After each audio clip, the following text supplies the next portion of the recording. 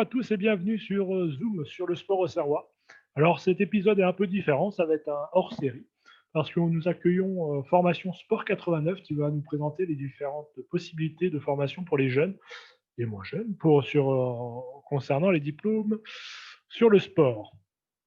Ça sera le dernier numéro de l'année, dont je voulais vous souhaiter de bonnes fêtes malgré la pandémie.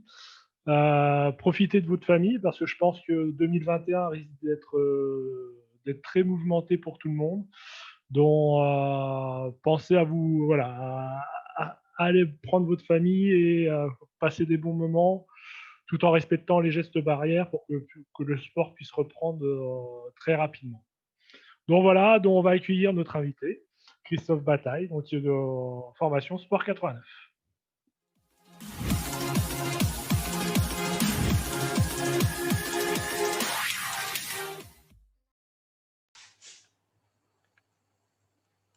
Eh ben, bonjour Christophe. Bonjour Raphaël. Comment tu vas? Ça va bien, ça va bien. Donc, tu représentes Formation 89, Sport 89. Est-ce que tu peux nous en dire un peu plus?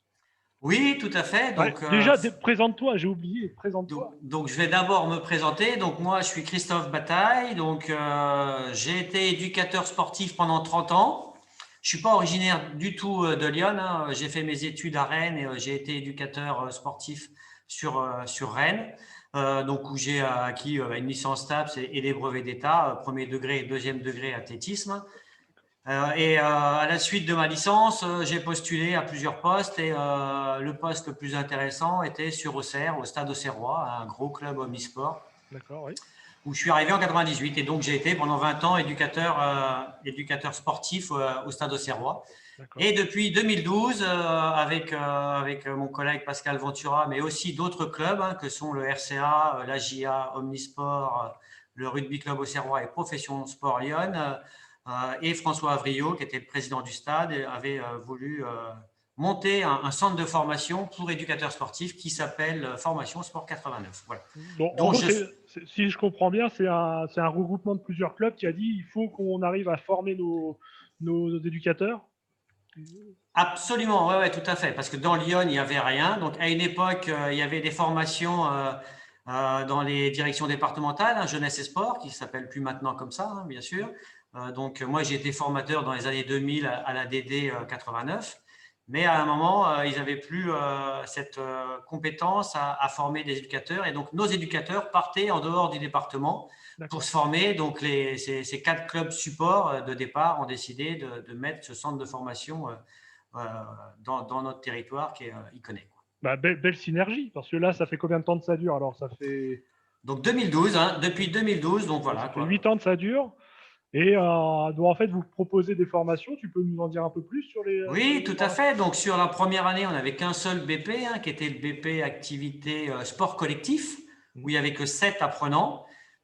Donc, voilà, c'était une première année. Et ensuite, on a monté de plus en plus en termes de, je dirais, capacité d'accueil et puis de diplômes, parce qu'on a ouvert des nouveaux diplômes. Donc maintenant, en effet, donc on fait toujours l'ASC, activité sport collectif. On fait l'APT, activité physique pour tous. On a aussi la F, activité de la forme, avec 2 mentions. La mention cours collectif et puis la mention aussi musculation haltérophilie. Et le BP AAN avec activité aquatique de la natation. Et l'an dernier, on avait aussi, avant, on avait aussi le brevet de moniteur de foot. Et là, c'est une autre structure, une autre antenne de Formapi qui est à l'AGIA, parce que l'AGIA aussi est une antenne. Et eux font le BMF cette année avec le biais de la Ligue de Bourgogne de football. D'accord, voilà. Parce que vous faites partie de Formapi, c'est ça? Alors oui, tout à fait. On est une antenne du CFA du sport et en 2018, CFA du sport ne s'appelle plus CFA du sport, mais Formapi. Et donc, il y a 35 antennes de Formapi un peu dans tout le territoire Bourgogne-Franche-Comté, mais maintenant aussi un petit peu à l'extérieur, parce qu'il y aura certainement une à Troyes, une à Strasbourg. Enfin voilà, donc ils sont en train de s'élargir un peu et aussi du côté du Lyonnais. Et là, pour cette année qui est un peu particulière, vous avez combien d'apprenants donc, on est parti sur la première année avec 7 et là, cette année, on a 71 apprenants. D'accord. Donc, une belle évolution. Alors après, les apprenants, on ne fait pas uniquement des contrats d'apprentissage, hein, même si c'est les trois quarts de nos contrats, mais aussi il y a des contrats pro, des gens qui sont financés par Pôle emploi. Enfin voilà, ce n'est pas uniquement de l'apprentissage. D'accord. Et ben là, je me mets à la place d'un club et qui souhaiterait faire former un de ses licenciés ou recruter. Qu'est-ce qu'il faut faire? Qu'est-ce qu'il a besoin? Alors, donc notre objectif, évidemment, c'est d'être au plus près du territoire, être ici aussi pour donner des renseignements auprès des clubs et des jeunes. Alors, si un club est à la recherche, en effet, de quelqu'un pour structurer, pour aider son club à faire des animations, parce que tout ça est vu dans cette année de formation. Le plus simple, bah, c'est de se rapprocher de nous, hein, évidemment. Alors, on a un site internet évidemment, mais on est aussi sur les réseaux. Ou alors, ben, tout simplement, nous appeler ou alors venir nous voir dans les bureaux qui sont situés au passage Soufflot, au 8 à Auxerre. D'accord. Mais ça se passe comment? On vous emmène un jeune, on dit tiens, celui-là, on veut le former, qu'est-ce qui est bien pour lui? C'est. Alors, alors déjà, il faut connaître un peu où le jeune se situe, donc savoir s'il est en capacité à rentrer en formation. Donc nous, pour rentrer en formation, il faut en effet avoir des prérequis. C'est-à-dire que là, on va les mettre face à un public, donc il faut qu'ils aient 18 ans. Donc ça, c'est la première priorité, hein. S'ils n'ont pas 18 ans, ils ne pourront pas rentrer en formation. Et derrière, il y a quelques petits prérequis en fonction des diplômes qui sont différents, où il faut avoir leur PSC1, donc c'est les premiers secours par exemple. Voilà, donc, et puis, si jamais notre objectif, nous, c'est vraiment d'individualiser les parcours. Et donc, on prévoit aussi des préformations, donc pour les préparer à rentrer en formation, qui sont souvent 2 mois juste avant nos tests. D'accord. Et la question, le coût, ça équivaut à quoi pour un club? Alors, là, actuellement, avec la réforme de l'apprentissage et les aides de cette année qui étaient exceptionnelles, hein, donc cette année, normalement, pour les jeunes qui ont moins de 21 ans, le coût est juste modique, autour de 50 € par mois, voire D'accord. quasiment nul, hein, donc, parce que c'est juste la prise en charge d'une mutuelle pour le jeune et puis deux, trois choses, mais vraiment, c'est quasiment la totalité du coût qui est pris en charge par l'État. D'accord. Même si il y a bien sûr des démarches à faire, hein, donc voilà, mais bon. Alors après, si je suis un peu plus grand, 21 à 26, ça coûte environ entre 150 € par mois. Et les plus de 26 ans, le coût est un peu plus important parce que les jeunes sont à 100% du SMIC. Donc là, ça va coûter, allez, 800 € à peu près. Ouais. Après, c'est forcément, il y a une question de maturité un petit peu et d'expérience qui fait que c'est c'est un peu plus élevé que. Voilà, ouais, tout à fait. D'accord. Donc là, il y a une vraie opportunité, hein, actuellement pour les clubs, s'ils veulent avoir un jeune, c'est de profiter de ces aides actuellement, hein, qui sont pour l'instant jusqu'au 28 février 2021, mais on n'a pas eu de nouvelles, mais ça risque d'être renouvelé avec les conditions actuelles qu'on a. Pour la saison prochaine? Voilà. D'accord. Et là, on va se mettre. Alors là, c'est vraiment à la place du club. Donc, c'est vraiment d'aller vous voir pour savoir exactement quelle formation on peut proposer. Et si moi, je suis un jeune et j'ai envie de me former, comment ça se passe aussi? On peut venir vous voir et vous trouver un club?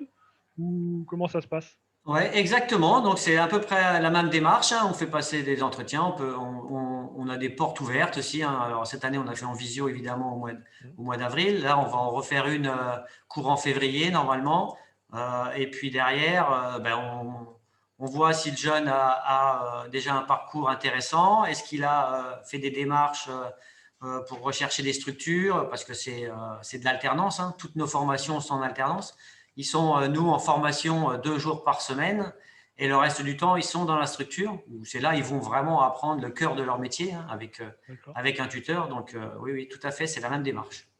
Parce que ouais, justement, les jeunes sont, quand ils sont en formation, ils sont avec vous ou avec les encadrants. Et quand ils sont dans la structure, ça se passe. Il y a un tuteur qui les suit tous les.